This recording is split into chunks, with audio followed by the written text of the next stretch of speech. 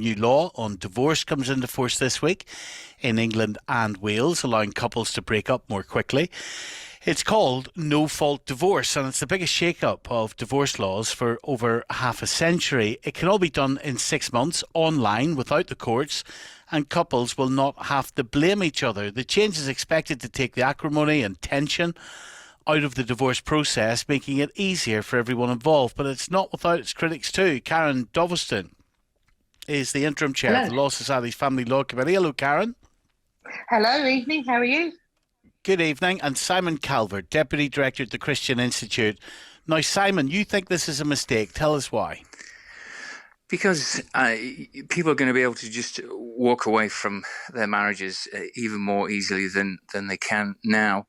At the moment, or under the previous law, if you wanted a divorce, there was either a period of separation during which people could reconsider, possibly reconcile, and some couples did, or there was the fault element. You had to actually give a reason why you wanted to divorce your spouse. You're not going to have to do that anymore. So all those wonderful promises that people make to each other when they get married, as far as the law's concerned, that's worthless. If somebody wants to walk away from their marriage, they don't need to wait, and they don't even need to pretend to try and come up with a reason. They can just walk away, and that, I'm afraid, is going to mean more divorces. It's called, Simon, two consenting adults deciding for themselves how they wish to live their lives in the future.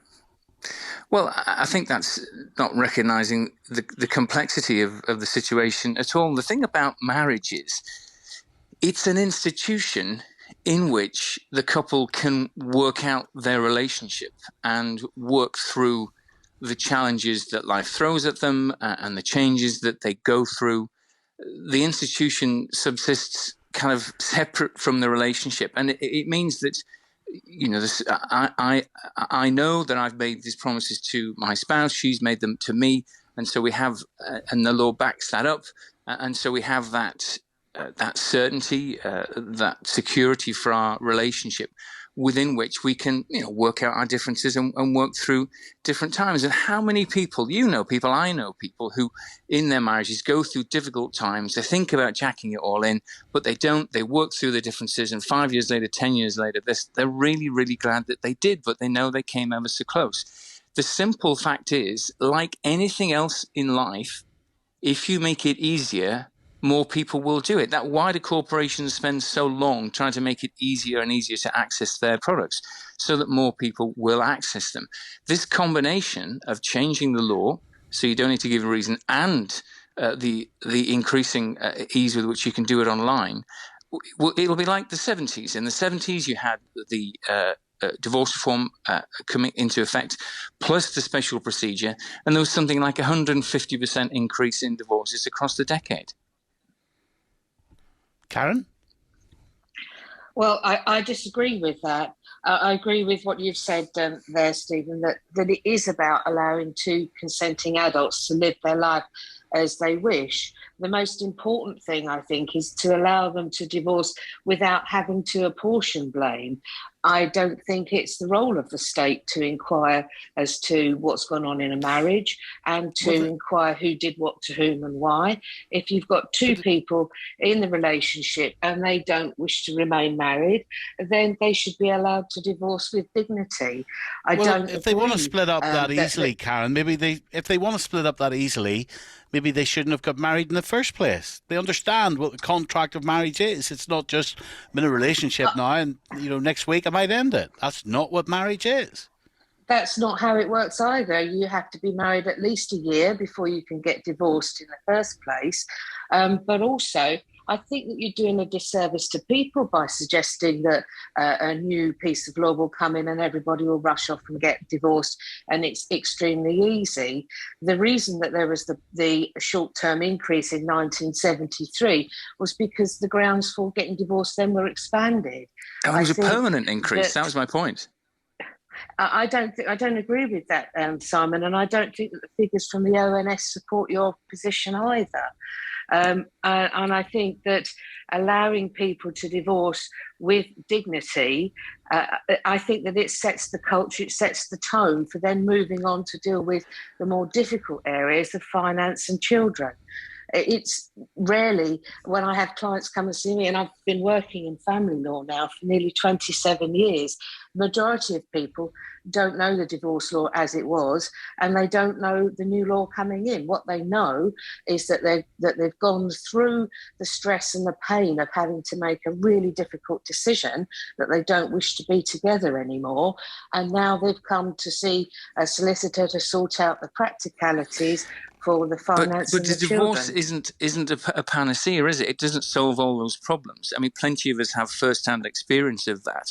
The fact is that the social science shows that divorce can have very damaging effects on the health of the adults. It can have a very damaging effect on the life chances of the children. And it's the fact of the divorce that has that impact, has that damage. You know, that social science is very well established. So, people do go through difficulties, and human nature being what it is, we do sometimes need some encouragement to stick with it. And I don't think asking people to give a reason why they want a divorce, or asking them to wait, the minimum period for separation would have been 2 years.